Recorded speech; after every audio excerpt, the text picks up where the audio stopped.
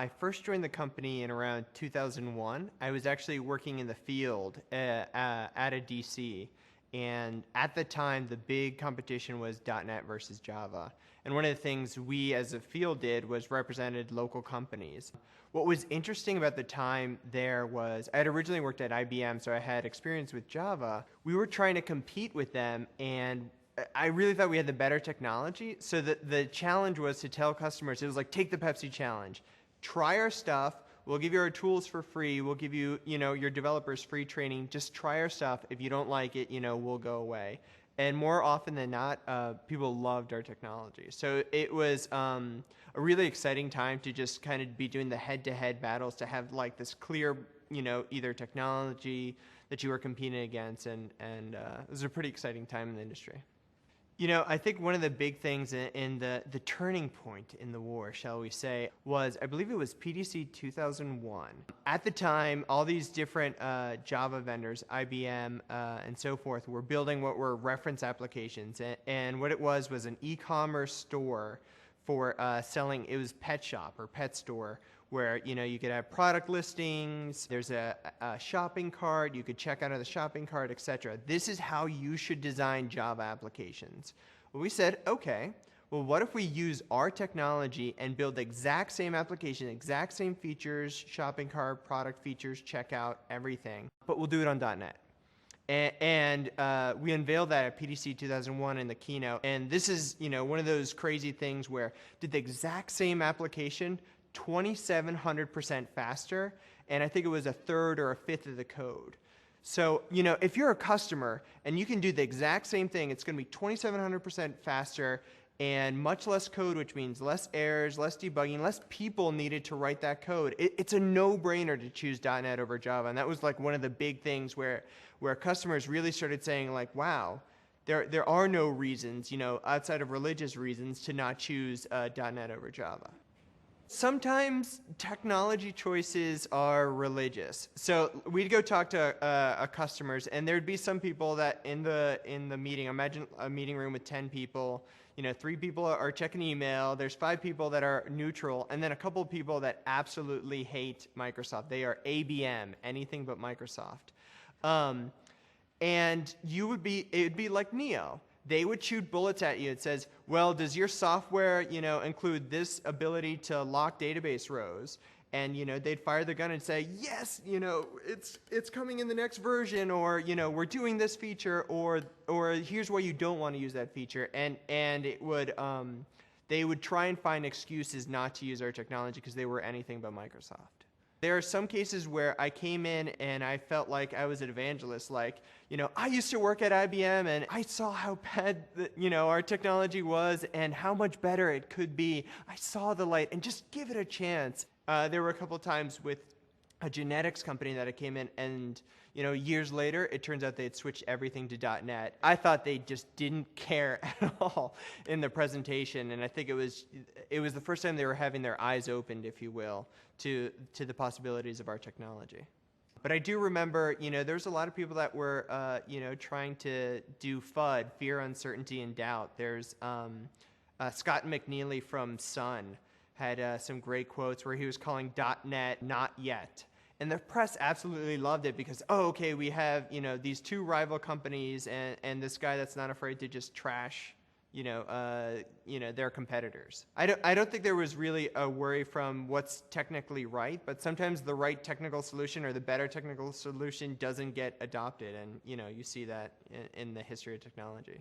When you look at the 2003 release and really sort of historically in Visual Studio, we had started to cover some parts of different disciplines within application development. So, there's some people that are dedicated, I just test applications. There's some people that are going to architect applications, like build the blueprints for how to build a house. They do it for applications.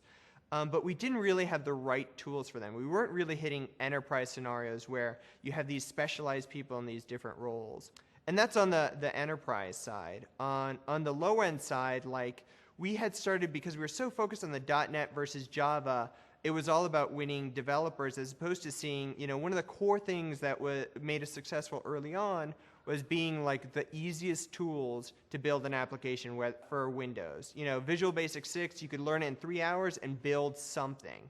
And what we decided to do with 2005 was really expand both on the low end with Visual Studio Express and on the high end with Visual Studio Team System. So it's like we are going to build a set of products for the enterprise that, you know, you have dedicated testers. Here's a product for you that understands their discipline, understands the things they do day to day. Same thing with architects, same thing with enterprise developers. We know that, you know, an application isn't built by one person. We're going to do things to enable you to collaborate with Team Foundation Server, where, you know, these people are going to be able to, if I finish my feature, it sends an email to the tester. The tester finishes his test. Everybody gets to see how it's going in the progress and chain, and almost like a workflow, if you will, for how the product's going. The project manager gets this summary view and says, oh, wow, you know, the tester's finished and the developer's finished, and I now have this progress reporting. That stuff wasn't built. It was a really big expansion for our product. And Visual Studio Express as well for the low end, and there was a lot of changes there. Well, Visual Studio Express really is a family name for a set of products. So it's VB, C#, VWD, and J# for a little bit, because we actually had a Java product for our customers that had committed to Java at the time, and C++. So what was different there is we wanted to build a set of products that were for beginners, hobbyists, and students, and really lower the friction for people to learn Visual Studio. Analogy maybe that we used to use was pilots. When they're first learning to fly, they learn on a tiny Cessna, right? And then, you know, once you understand how to fly, then you move up to, say, the 747, which is, you know, Visual Studio Team System. Unfortunately, what we were doing is throwing everybody in the cockpit of a 747, saying, well, I hope you can figure this out, and, you know, there's 100 options on this menu. And really with Visual Studio Express, like the big thing we wanted to do was ship simplicity as a feature. So instead of having 10 options to build, there's one option to build. Instead of having, you know, 4 different ways to access data, there's one way to access data. And really simplifying the experience. And even things like getting the product, like we really had to rewrite the rules for the way we did Visual Studio. Traditionally, we would sell in like CompUSA or Best Buy. That's how we sold our products, or through our value-added resellers for the enterprise. But for the low end, or the person, you know, that is the one-person developer building websites in their spare time, what we said is, what if we use the internet to download a Visual Studio product? Which, if you start thinking about that and start thinking about simplicity as the key, and Prashant and Tom Button had really built sort of the high-level guidelines, and we were really thinking about what ways we can take advantage of them in terms of the download scenario. But we had to go from 4 gigabyte product, which could take you, you know, hours if not days to download depending on your connection, to a 40 megabyte product. So a huge engineering where it's like, do we need this feature? Can we cut this feature? Can you do the application scenario? What is the minimum things you need Visual Studio to work to enable these scenarios? And it was a huge engineering feat. A guy named Luke Hoban, who would literally just go through every single DLL and try and do things to refactor and re-engineer them. Because Visual Studio was never built for that. So there was a number of things where it's like, wow, if we take this out, does that take a dependency on that, which means these 3 things fail? And there were a number of things just in terms of engineering to say, wow, we're going to enable this product to be downloaded. Another thing we wanted to do is, even just on the download scenario, was Internet Explorer had done this, which was, rather than have you download all of the product, we're going to build a bootstrapper that's going to sniff your machine and say, wow, you already have the .NET Framework installed and you already have SQL Server installed, so you don't have to download those parts. We detected that you have those. You only need to download this part. And what it did was lower the total download size, you know, to, if you already have the .NET Framework installed, then the IDE was 30 megabytes, which was like our favorite scenario, or our ideal scenario. 30 megabytes is a great thing to download from 4 gigabytes. But the bootstrapper and all the engineering that had to go to actually build that was a lot of lessons learned, for lack of a better word, because it's not something Visual Studio had done, and we weren't really looking at those setup scenarios. Understanding the bootstrapper technology has really helped us in the future with something that we've released now, web platform installer, which automatically installs not only Visual Studio, specifically Visual Web Developer Express, but also applications. So if I want to have a website spun up and I want a developer tool, a database, and a couple applications, my personal blog, it does that automatically for you. And it's that tool that became sort of the component to do that. A lot of times people are like, why are we doing this? And why do we understand? And I think if you look at why we became successful, it was because we democratized development. And what that meant was you don't have to be a developer to build an application. We built a bunch of training that'll show you how to build applications. Here's a free tool. Here's everything you need to build your website, your club website, your Windows application, your desktop utility. How do we democratize development and enable both the training and everything to be free? We don't want to lose developers to price. Like you wouldn't want, we could have had huge adoption, but really we decided to charge a certain price, and therefore we're going to eliminate this entire class of developers from our platform. We went after the low-end developer because there was a lot of things we were trying to do. One is obviously to keep grow the base of Visual Studio developers and really grow the base of professional developers. If you look at the academic segment, enrollment in computer science is at 3 or 4% across all majors. Tiny percentage. In fact, schools are closing their computer science programs because the number one challenge, and you'll hear Bill Gates say the number one challenge is we don't have enough professionals in our industry to support the growth that we're having. So there's clearly a need both in terms of feeding the industry as well as self-serving. The next killer Windows application can be built by Sean Fanning, who built Napster on Windows and had 100 million downloads. That application should be on our platform. We want to democratize development, make it easy for anyone to be able to build an application in a couple hours. And that's really what our goal was. How do we make it easy to download, get the product, build the application that you're looking to build? Making Visual Studio Express free was probably one of the biggest challenges I've had in my career at Microsoft. I've been here for 8 years, and it was absolutely the biggest uphill battle. To this day, I don't know how we did it. And we had a lot of supporters. Scott Guthrie went to the mat to try and make it free, and there was just a lot of things where people knew it was the right thing to do, but it was changing. You're literally changing a decision that Bill Gates wrote in an open letter to hobbyists in the 70s, saying you can't use our free product because it'll destroy the commercial market, etc. So back to how we actually did it. The first thing I thought was, I was a naive product manager at the time. I thought logic and reason. That's how we'll win this war. I had 300 slides of data on everything from user segmentation to developer to another tool that had existed before called Web Matrix, where we asked, and there was a large percentage of PHP developers. The number one reason they even tried the product was because it was free. So we saw there was I think it's elasticity of demand, where you so much as charge $1 and you'll get tiny, much lower adoption in terms of the product. So we said our competitors are doing free products, but they're not targeting this segment. They're saying, professional developer tools are commodity. That's not what we're saying. We're saying there's a class of development that we can simplify: beginners, students, and hobbyists that have these scenarios, and those are the ones that we can build a great tool for. We're not going to cannibalize, Visual Studio Professional. And that's really one of the biggest successes that happened. Is we made one product free, and we made another product an even higher price with Team System, which is around $10,000 for a subscription, and our revenues grew. So really showed sort of the strategy and the bet that happened. But so we're fighting and going into RTM. And RTM is really releasing to the web. And what we're going to do now, previous to this, we had said that the product was going to be, in the tens of dollars or something like that was our official line. But the whole time, everybody's fighting for it to be free. Me, Scott Wiltmuth, and our legal counsel are on the phone the night before the product's going to ship.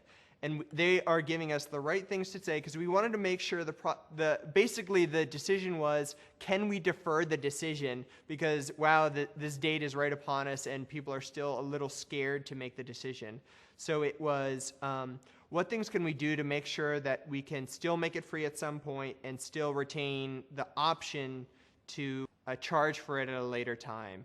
And it was scary to get, the exact legal wording to make sure that everybody was fine. And we made it, I think it was free for 1 year. Download it, burn it, do whatever you want, put it on BitTorrent, we don't care, steal it for 1 year and do so now. And that gave us 1 year to figure out to really try and actually make it free, which was another battle. Within 2 days of Beta 1 releasing, we had over 200,000 downloads of the product. 200,000 downloads is huge. Over time, I think we had in 2005, 17 million downloads of Visual Studio Express. I have yet to find a developer tool that has been downloaded more times than Visual Studio Express. It's just become a huge success. Anybody that's doing basic HTML editing would use it. It's a free tool, and people love the product, which was the other thing that we saw. With those numbers, we said there's great adoption. You don't want to stop that. People are buying our product. You don't want to stop that. And we looked at, we had done a developer survey. We had gotten ComScore and Mediametrics to survey registered customers because you had to register the product to use it after 30 days. And the really telling number was, I think it was about 2/3 of customers had never used a Visual Studio developer tool ever. And what that told us was, we're not cannibalizing the pros. These are people that don't consider themselves developers. This is somebody that has, is running their kids' soccer league and just wants to be able to publish their schedule and photos. Like, those are the sort of scenarios we wanted to enable. And now we had the actual data. And at that point, Soma was like, yeah, this is something we do. And Soma's the one that signed off, and we hug them all the time for that, because I think customers really appreciate a Visual Studio Express. So Visual Studio 2005 Beta 2 was, if making Express free was the hardest thing I've done, Beta 2 was the scariest thing I've done, which was, at the time, Eric Rutter ran the division, and Eric is somebody, you better be buttoned up when you talk to Eric. That is the best way that I can say it. He really knows his stuff. He had been Bill Gates' technical assistant, incredibly technical, incredibly great business smarts. And one of the things we noticed, me, Brian Keller, and Brian Goldfarb had been trying to install Beta 2, which we were going to release to the web. If you remember, Beta 1 had 200,000 downloads in just a couple days. We know there's going to be a huge number of customers that are going to download Beta 2 as well. So we got to make sure that everything is buttoned up. So we go to install Beta 2, and it does not install. It's giving us what are package load failures.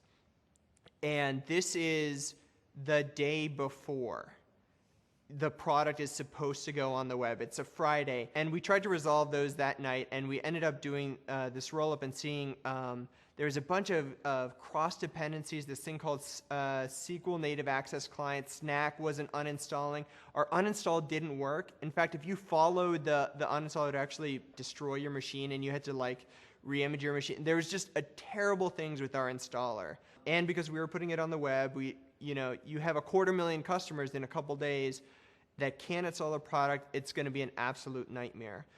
I had the job of having to go at the ship party for Beta 2, go up to Eric Rutter and tell him, we need to hold Beta 2 at least until Monday because we don't know what's going on with the uninstaller.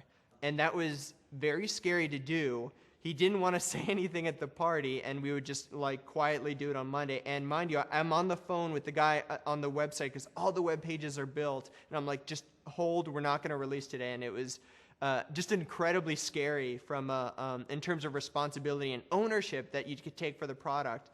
That's something I don't think people realize.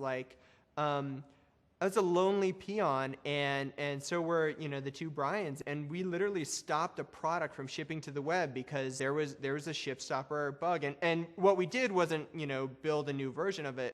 We decided to document it and say this is exactly what what you need to do. Otherwise, your machine will be hosed. And it was like, how big can we make the red block lettering when you go to uninstall? And there was, I think the other part is people got so emotionally interested in making sure Express was successful. There was a guy named Aaron Stebner who was on the setup team. And the setup team, we had asked him to do a bootstrapper, and it was the first time we'd released to the web where they were doing all this dynamic stuff, and just a huge, much larger number of customers using our product ever. So they just had a ton of features. Aaron Stebner had built this tool that would automatically, and this is like in his spare time, he actually ended up switching jobs, and he still built the tool to automatically uninstall Beta 1, because the product, or now I think it can still be used, parts of it are still being used to uninstall any version of Visual Studio. And he did it because all these people were using it. It's one of those like unsung heroes where this guy over the weekend decides to build this thing so that people don't have to follow 16 sequential steps, which if you do in the incorrect order means you have to completely reinstall your operating system. And those are some of the things where you're like, man, we really put our hearts into our product. At the time, while I was kind of the unofficial Visual Studio Express product manager, I was by title I was the C# product manager at the time. And the way the C# team did is use a lot of the ways Microsoft products are designed, which is we have what's called the Strategic Design Review, an SDR. We send in.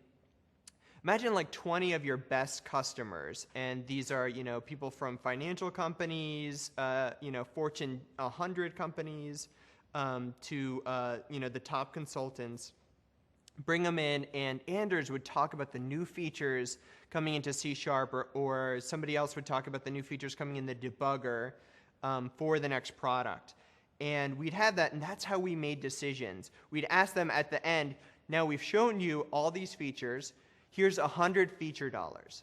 Which of these are the most important? And let's say there's this one feature you absolutely love. You'd bet $100 on that feature, and you don't care about anything else. So we took that feedback, and mind you, these are the smartest of the smart guys. So the features that they were leaning towards were language features, and some got deprioritized, meaning they didn't really put that many feature dollars in. One was a feature called Edit and Continue. And what was interesting was when we first showed the C# IDE, it was Scott Wiltemuth, who was also one of the co-creators of the C# language, along with Peter Gold. He's showing C# 2005 for the first time. And in the Q&A, he's saying how we had chosen C# to have refactoring. Visual Basic was going to have Edit and Continue. And somebody comes up and said, you made the wrong choice.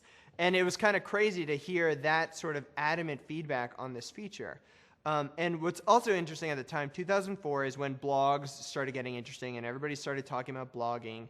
And the Visual Studios team started saying, how can we incorporate customer feedback and do this in an open and transparent way? We started this thing called Ladybug. And what it was giving people a direct voice into filing feature requests or filing bugs against the product. And you can actually vote things up, like what is your biggest feature request that you want fixed, or maybe do workarounds. And it was adding a social dimension for our customers to help build our product.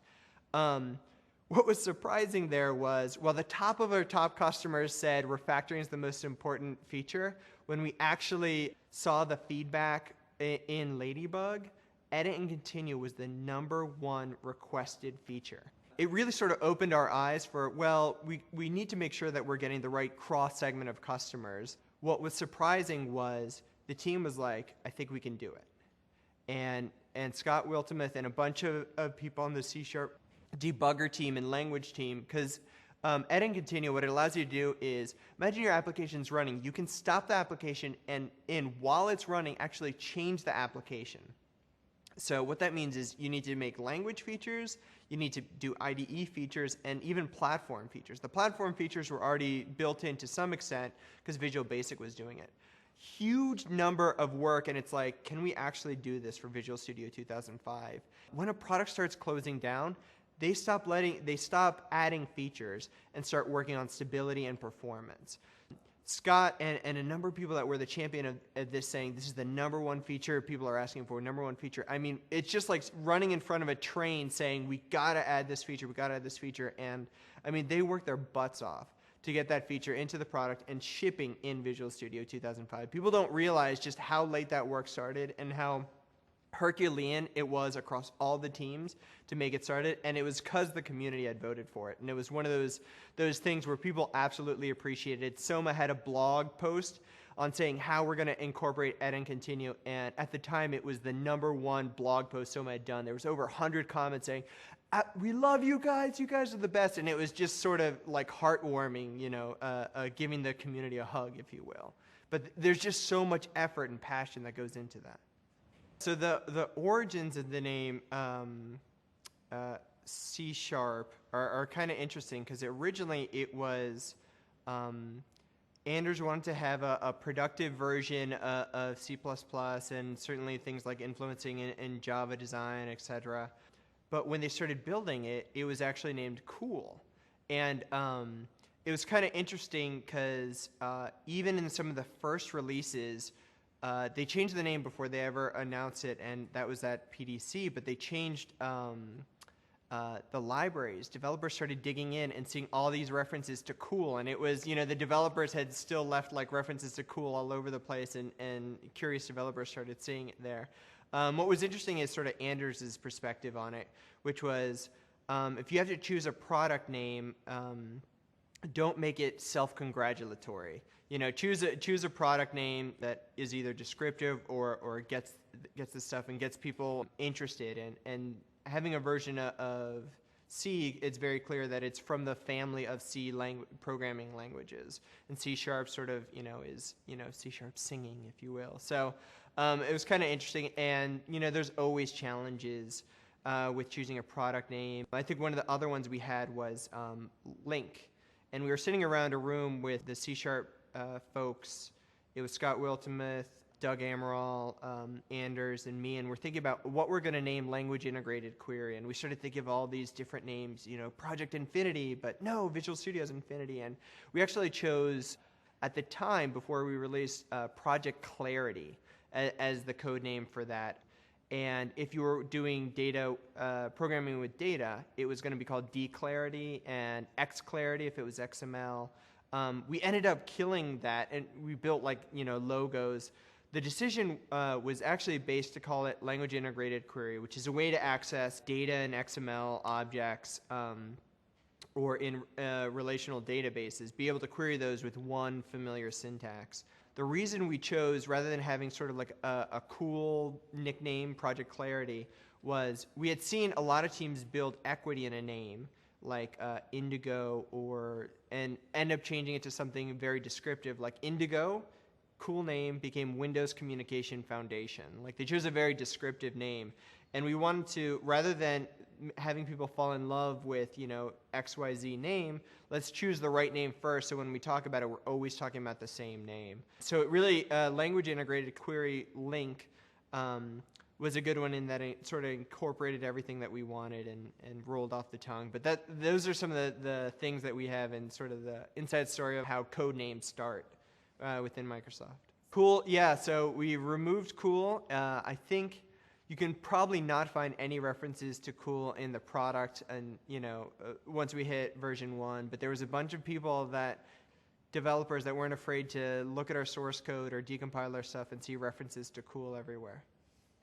Bill and Paul were originally building BASIC for the Altair. The goal was they didn't even have a company. They were going to build this BASIC with a hardware they'd never even seen before, and they were going to do it in punch cards and just hope it worked. It ended up working, and it was small miracle. But the goal was to enable people to build applications by having a higher level abstraction, and that was the BASIC programming language. Now that evolved in a number of different versions of BASIC, and people were writing the classic BASIC, I guess, for Apple IIe, for example.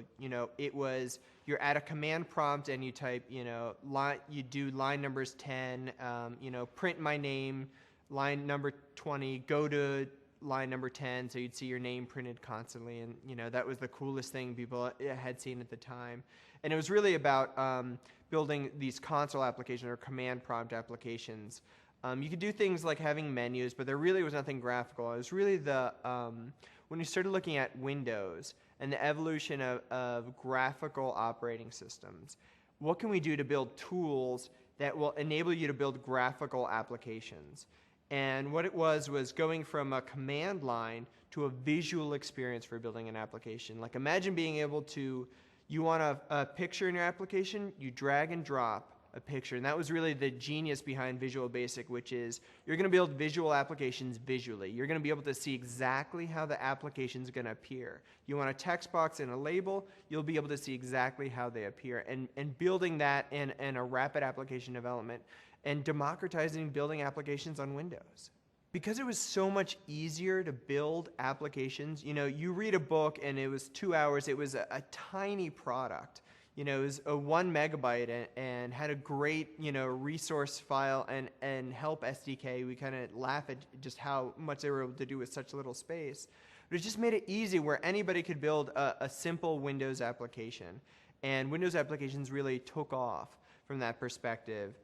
Anybody can build a Windows applications, and we started seeing companies, Visual Basic getting deployed across companies where, hey, we need a departmental application to, track our product inventory or our PC inventory or, the printers we have. So Mr. Grimes was a really well-known C++ developer in the community, and he, wanted to speak his mind on kind of trashing .NET and Microsoft in general. There were a number of points he made that were valid, but we had design decisions and reasons why we made certain decisions. But there's stuff that was like completely wrong. So at the time, everybody was talking about Longhorn, which became Windows Vista. And one of the things he flat out said was Longhorn would not ship with the .NET framework, and it was wrong. It was absolutely wrong. There was plans to put the .NET framework, and we have history. It ships with the .NET framework 2.0. There's a lot of things where maybe I felt it was my job to sort of show the truth on what people is actually going on with our products and why we're making the decisions we did. I mean, another one was he said, Microsoft isn't using .NET at all. And I thought that was kind of interesting because when you're inside, you realize how much .NET had affected different teams in building certain products. So what we decided to do was I just emailed an internal alias of people that were using C# and asked them, hey, how are you using .NET, and can I mention you as a product that actually ships with .NET? And it was everything from tablet PCs. When you do handwriting recognition, that's .NET. It's Windows Server, that's .NET. It's Media Center, that's .NET. On the server side, SQL Server was being built with it. Visual Studio was being built with it. For some products, we got the actual lines of code where we could actually tell them, and it was in the millions, 6 million lines of code for certain products. And some products hadn't been released, but we couldn't talk about it. But it was like, hey, here's products in every single group that is using .NET. Xbox is looking to enable their community to build games. Guess what? They chose .NET as a way to, with XNA, to have their community build games on the Xbox. And it was really sort of a resurgence of this technology is being used everywhere. And people are going to say whatever they want to say, and there can be critiques on why'd you choose this versus that. But I saw just such a huge momentum all across the company on how we were using our technology. The thing about blogs is being open. Microsoft before, we wouldn't even partake in the conversation. The point of community is to be a member of that, participate in that conversation. He responded directly in my comments. I responded back in the comments.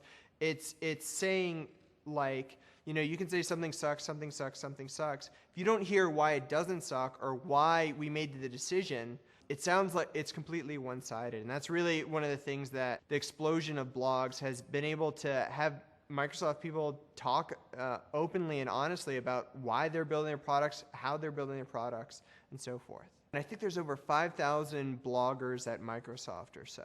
So just a huge number of people and teams that are using blogs to be able to communicate or be able to say, listen, this person's saying something completely false. Here's the truth. We're not going to lie to you. Here's the numbers. You wanted numbers. Here's every product using .NET. Here are the lines of code. We're making an investment. And yeah, it's going to ship with the .NET framework. It's fascinating. There's this bizarre dichotomy with developers where we are the most literal and logical creatures on the world, but when we fall in love with something, we will defend it to the end. It is, whether it's the Mac fanboys, the Xbox versus PS2, or programming languages. Even within our own camp, Microsoft builds programming languages in C++, Visual Basic, and C#. We think to be inclusive of all three of those. They're fanboys in between those that hate each other and think, one language sucks. There'll be somebody saying C++ is the bubonic plague. And it's like, the worst thing that's happened to the industry. And there's somebody else saying, Visual Basic's terrible. Or somebody saying, C# should have never been built. Or, all these things. People are just really passionate about what they do. And even though people think of us as, almost like Spock in terms of how logical we are, it's the complete opposite. We're just so passionate about the technologies that we have, and we'll defend it, outside of any logic. It's just an emotional, irrational response. And that's why I love it.